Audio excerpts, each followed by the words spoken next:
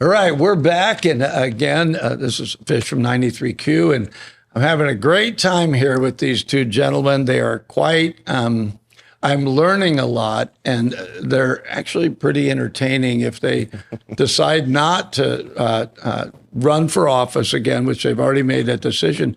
I'm really thinking about making them DJs on the radio. So I would love that. I would love that. I got to first ask them what kind of music they like and, what direction they'd go. But, we finished off the last part of the conversation. I was talking to Matt Conant, who is an incumbent running for supervisor, and also Nick Micheli. But I wanted to just give Matt a little brief opportunity to finish. What else, if anything, can be done to resolve the issue of the long-term debt with pensions? So really not much. We do the 115 like we talked about earlier, and we're one of the few counties that do that kind of thing. And it was devastating what happened last year with the increase in unfunded pension liability from CalPERS, but that's across the board. Everybody had this problem because of state-run agency. But it'll come back. I'm confident. I've seen it do this before, and it's just what nature is. And that's, there's not really anything we can do about that. We're just kind of stuck. If they make a change, Matt, is there potentially a change that CalPERS would actually reduce that debt?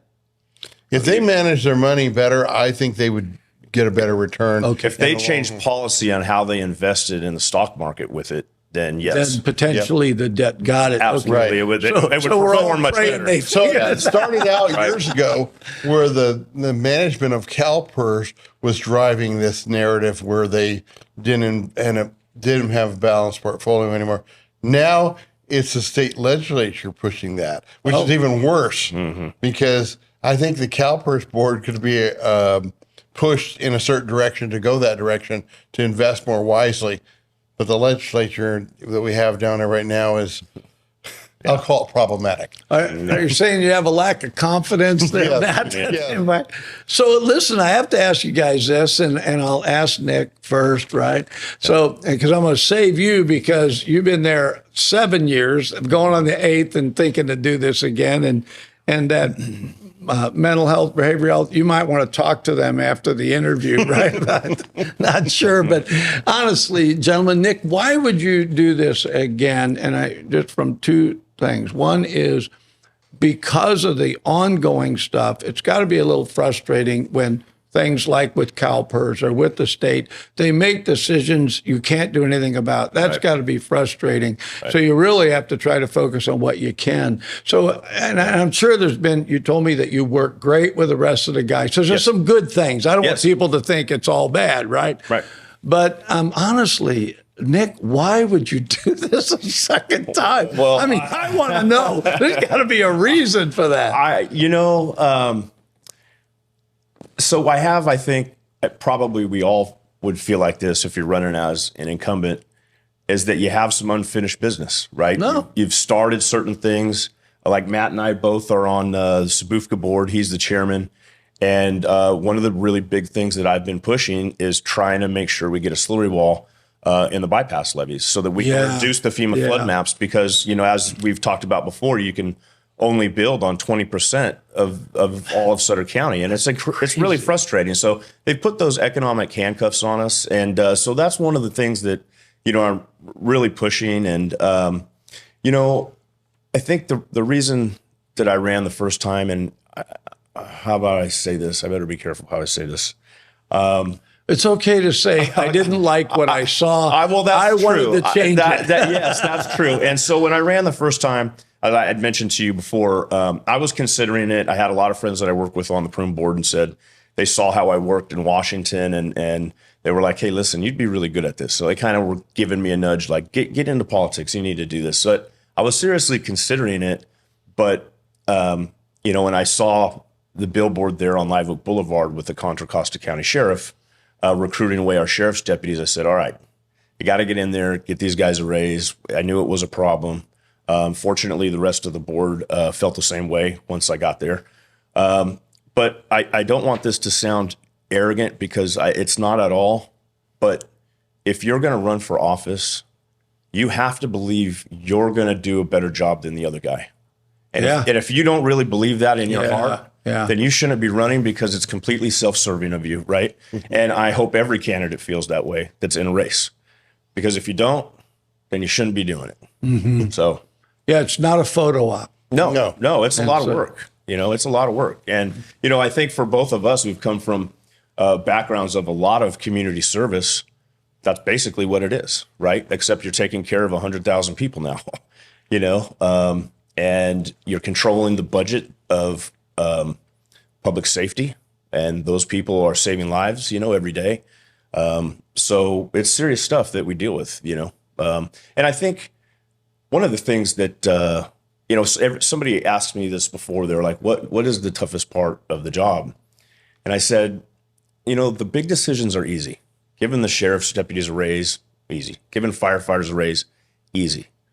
But when you're making the decisions on the other departments, where do you cut to be able to provide that funding? When we see these like heartbreaking stories and in-home healthcare or stuff that happens at behavioral health, and the decisions you make, when you see how it's affecting individual lives, those are the things that weigh on you, right? Those are the difficult decisions, the ones that largely go unseen. And so I think that, both of us are Catholic, and I talked about this the other day at Catholic Schools Week. I spoke at St. Isidore's to the school, and I let them know it was, my mother really that strong Christian base in the faith, and she really instilled into me at a young age to help people. And that continued on through my whole life. I mean, I've been working with the Yuba Sutter Stand Down, and then with the Shriners Children's Hospital and all that. So I think all of that helps play into some of the decisions you make, and just having compassion for people when you're making those decisions. And some of them are really difficult. So even though now that you've got in and you found out it's difficult, you're going to do this again. It's too late to get out now.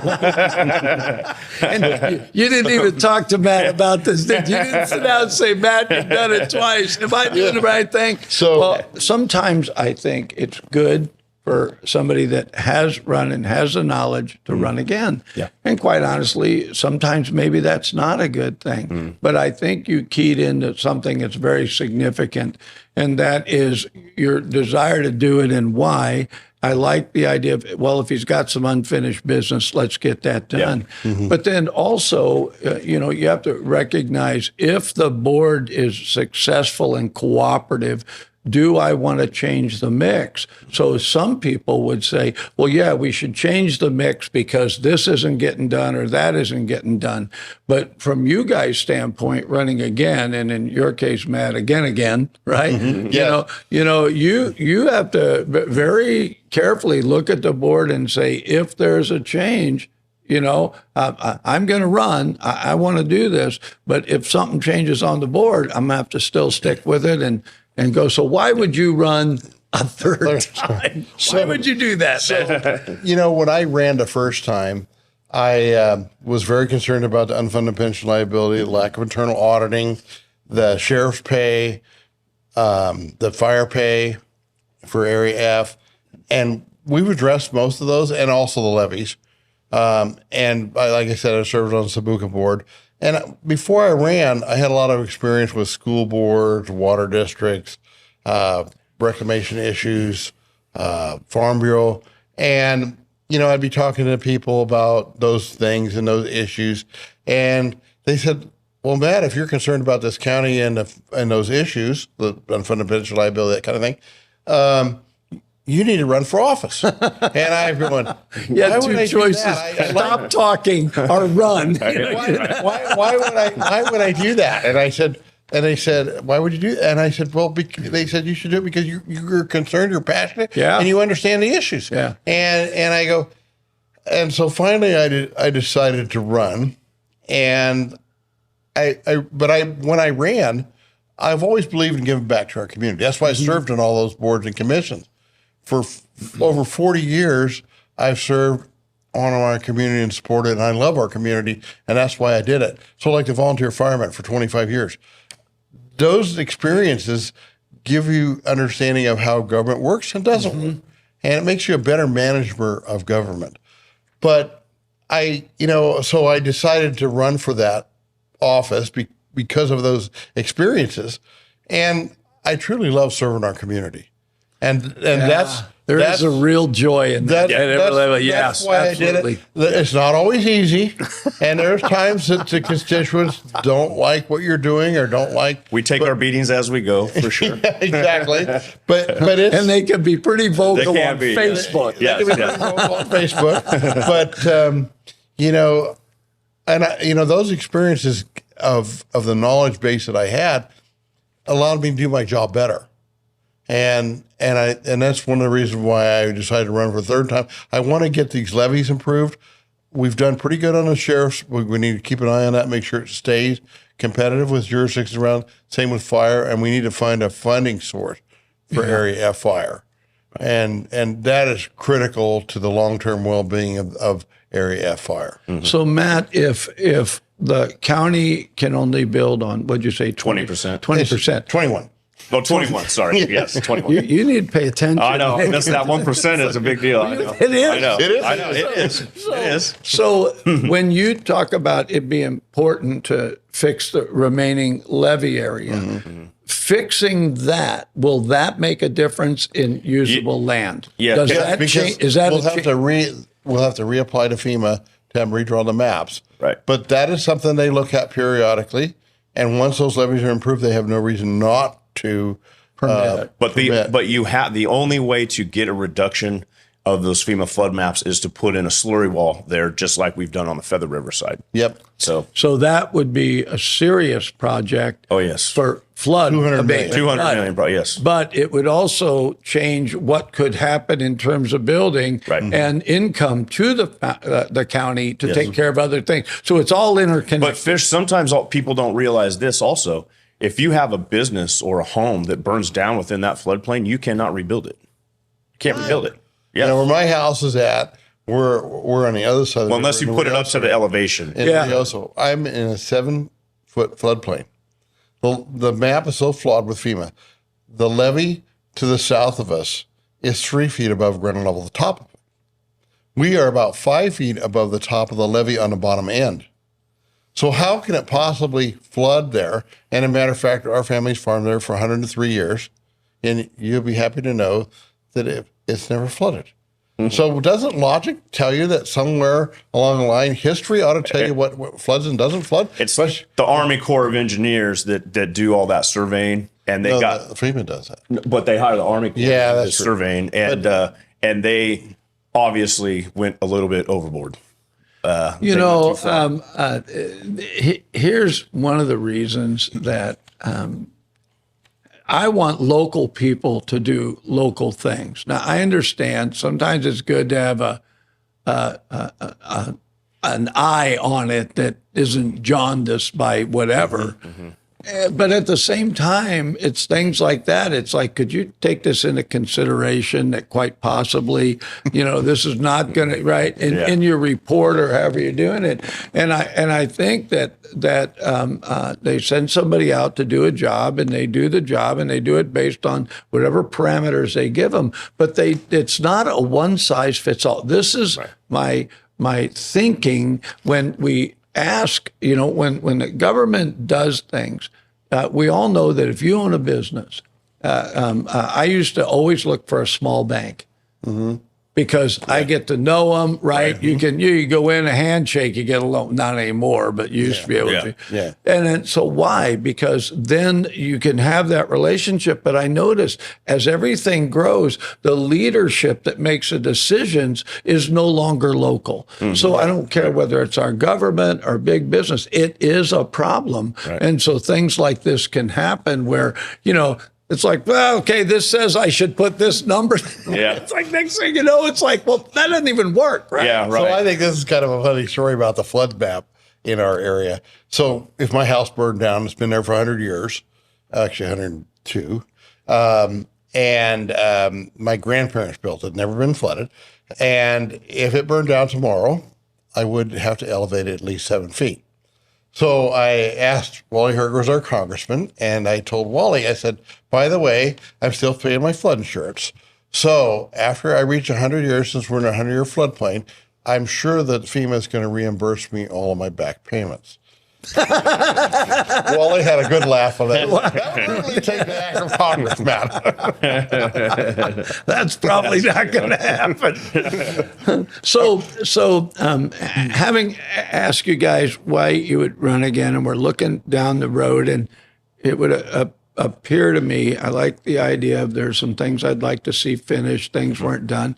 And then also just, I get that, Matt, about serving the community. I want to be careful how I say this, but I do believe that as we age, our priorities change.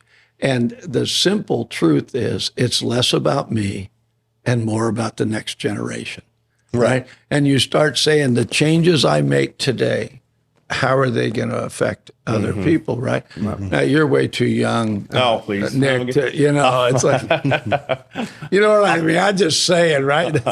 So having said that, and I ask you about would changing that, you guys have to try to, hey, if we fix that, then this happens. And it's like, right? So let's talk a little bit about that development down in the South, right? Okay. Right. Tell me where it's at and where do you think it's going to go? And what is it going to take to really make that a reality? So let me start with that. Yeah, I got myself in trouble with this the other night. Yeah. So anyway, It's your district. That's all in my district, yeah. So my district, for a little information, District 5, covers from the Sacramento County line to the Placer County line to the Yuba County line. Then you go across 99, go over down 113 to the Robbins Basin, go into the Robbins Basin, the entire Robbins Basin, the community of Robbins, all the way to Knights Landing in Yolo County. And then I go up to Yuba City, and on the west side of 99, it's Bogue Road. On the south side, it's Lincoln Road. Now I just took 2 precincts from Dan because even though I have 48% of the landmass of the county, I didn't have enough people. So I just walked 2 precincts the other day we're Dan's district. Dan Flores? Dan district. He's my supervisor, I think. Dan is District 2, and he had these 2 precincts along 99 up to the Racket Club, basically.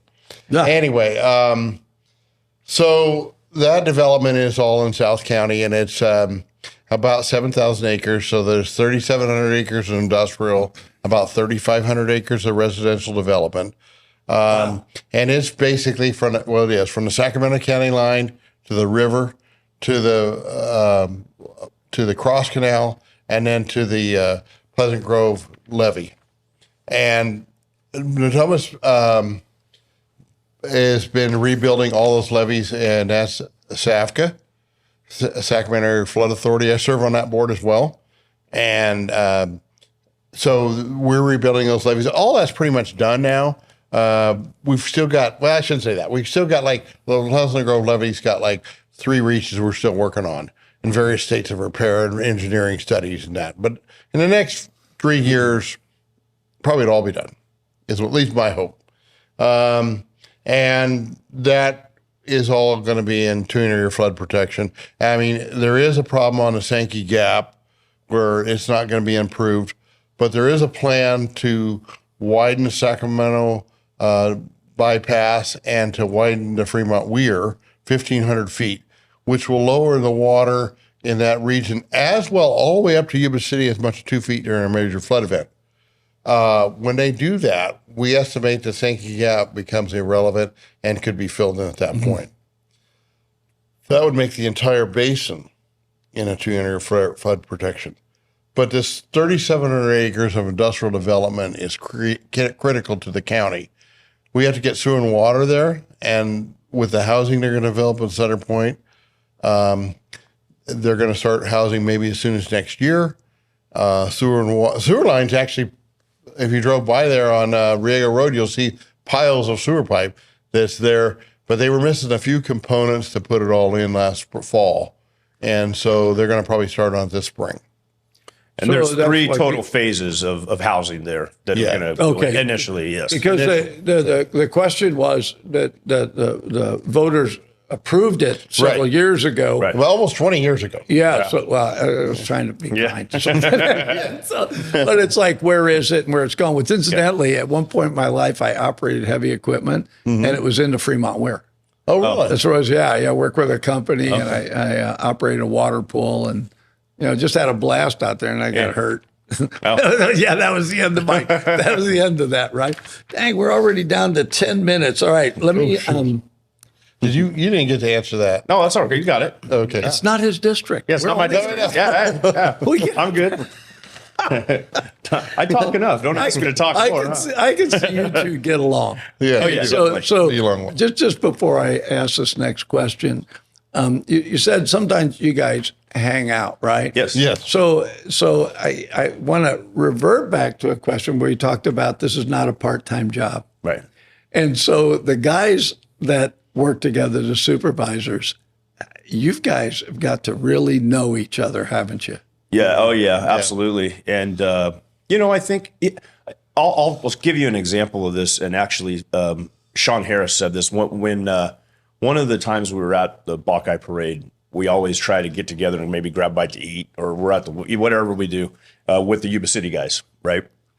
And he had said to me at the time, he goes, we need to do more of this. I mean, we did it as supervisors all the time, but he said we need to develop these relationships because, one day that might be the thing that keeps us from walking away from the table during a negotiation. And boy, he couldn't have been any more right, because I was involved. I was on the committee, Carm Baines and myself, with Mark Boomgarden and Sean Harris, and we were doing the tax sharing agreement negotiations for this possible sales tax that's coming on the ballot in November. And I'm going to tell you, there were some tough days there where we thought, hey, it might not work. I mean, there was a couple of days where it got a little bit ugly, and I thought, oh man, but you know what? Us being friends and having that relationship, none of us were willing to throw up our hands and walk away. We kept coming back, and we got it done. We got it hammered out. And, I think it's very important. And like I said earlier, it doesn't happen all the time. When we're down in CSAC, you see those terrible situations that some of those other county supervisors are in. And that's simply not the case for us. And we get along great with the Yuba County guys too, Marysville. So the relationships are really good. I mean, probably the best it's ever been, I would imagine. Yeah. We're pretty spoiled as far as that goes right now. But it was very helpful in those critical negotiation situations. And back to that for a minute, I wasn't exactly thrilled with the percentage share, but it's what everybody agreed to, and the a good sign of a good agreement is, I'm sure the Yuba City people did. I know they didn't want to give us the percent we got, and but a good agreement is when nobody's happy. Right. Yeah. Actually, that was one of those things. That's funny. We had to establish in one of our initial meetings was like, all right, guys, let's both all come to an understanding here that neither of us is going to leave these negotiations happy with the deal they got.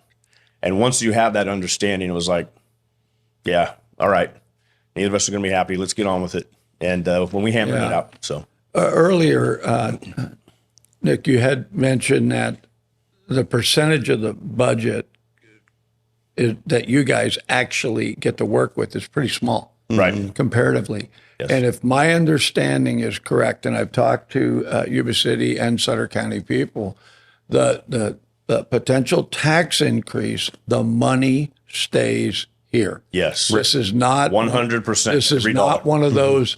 We have the tax increase. It goes to the state, and then they give us a little bit back. And the last time this come up, I felt like somehow there was not a clarification to that. So I'm glad that you guys hammered that out in terms of the percentage for city and the percentage for county and how that would work. Look, nobody wants to pay any more in taxes, right? But nobody wants us to fall off the log here with our fire and police and roads. I mean, you name it, whatever it's needed.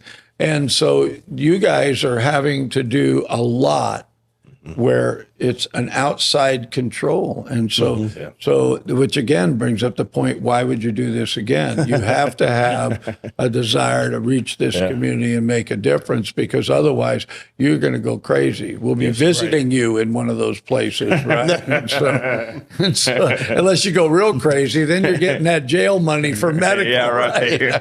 And so listen, man, we have run through this time. Oh, man. I wanted to cover more ground. We might have to do do it again. But is there any last closing remarks either one of you would like to make? We got about 5 minutes here. Oh, go ahead, Nick. No, I'll just say I mentioned this the other night. I know that we take a lot of flack for a lot of things that are out of our control, and people are angry. They have a healthy distrust of government, and I get that. There are terrible politicians out there, right? And that gives all of us a bad name. I guess you could say the same about lawyers, maybe.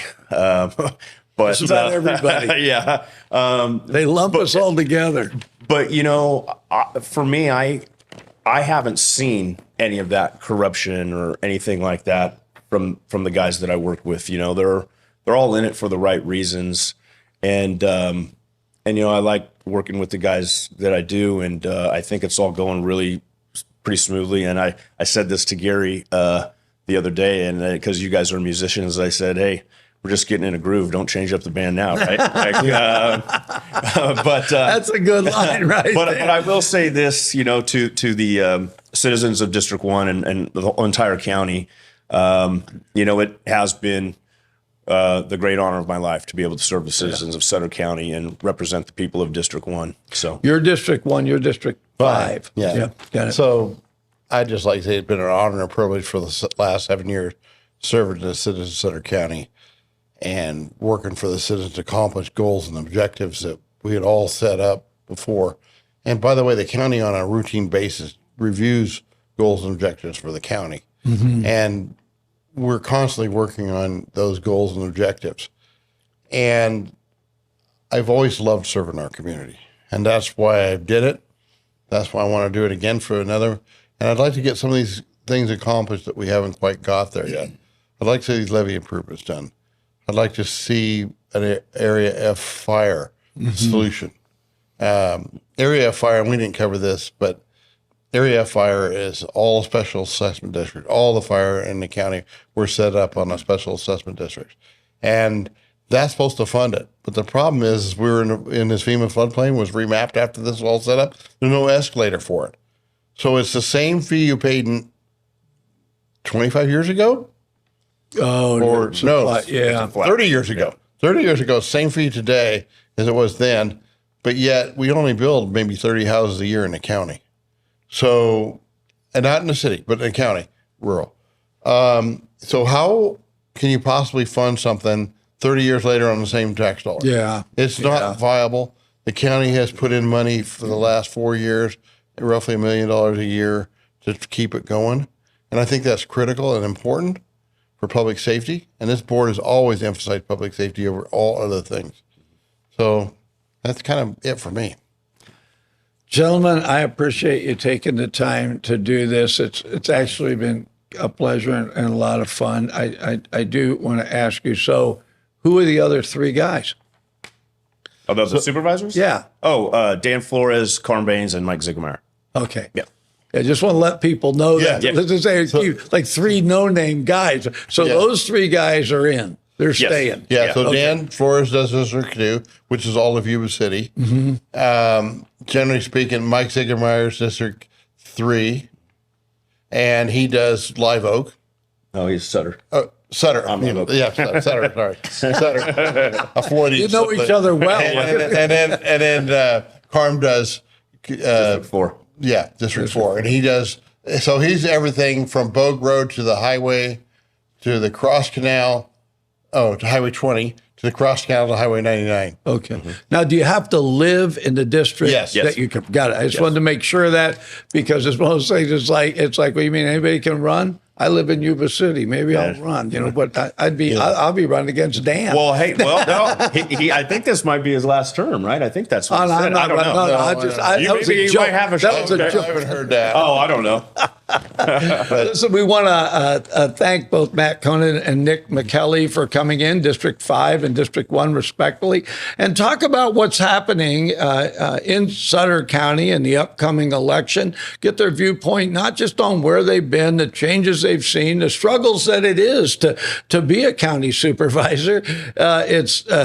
they are told it's a part-time job. Very quickly, they find out it is not a part-time job. It doesn't pay the big bucks. Nobody's buying a bigger house or bigger car. As a matter of fact, I think that Nick Micheli is still driving one of those little Volkswagen things. I'm not sure. I'm driving my Gator from the ranch. But we just want to thank you guys for watching. You can find out more information about both of them.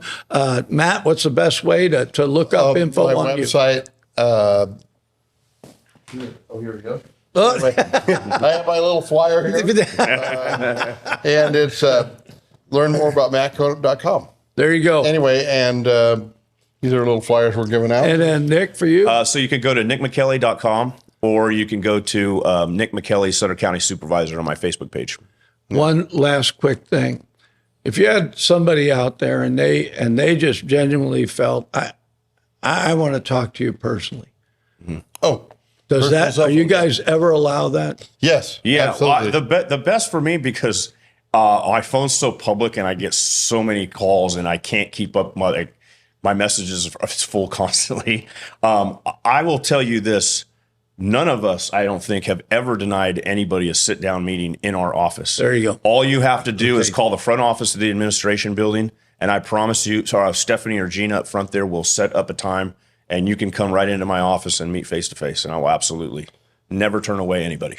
The same with me. And that number is 530-822-7106.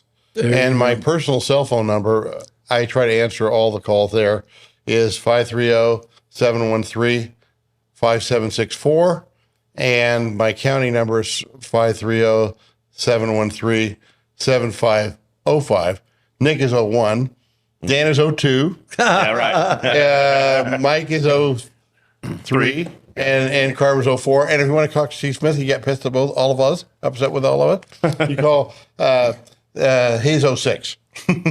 You know, I learned a lot doing this. And one thing I learned is Matt Conant's memory is much better than mine. Please don't ask me my phone number, my personal number. I'd have to look on my phone to tell you how to call me. Again, we want to thank you for watching this. Make sure you watch the first half and the second half. And if you've got any further questions, I gave you the phone number or the webpage. Go there and ask personally if you have concerns about the county, or you just have concerns about what is this election going to mean to me? Why should I vote for you? That's the best place to go. Again, thanks for watching.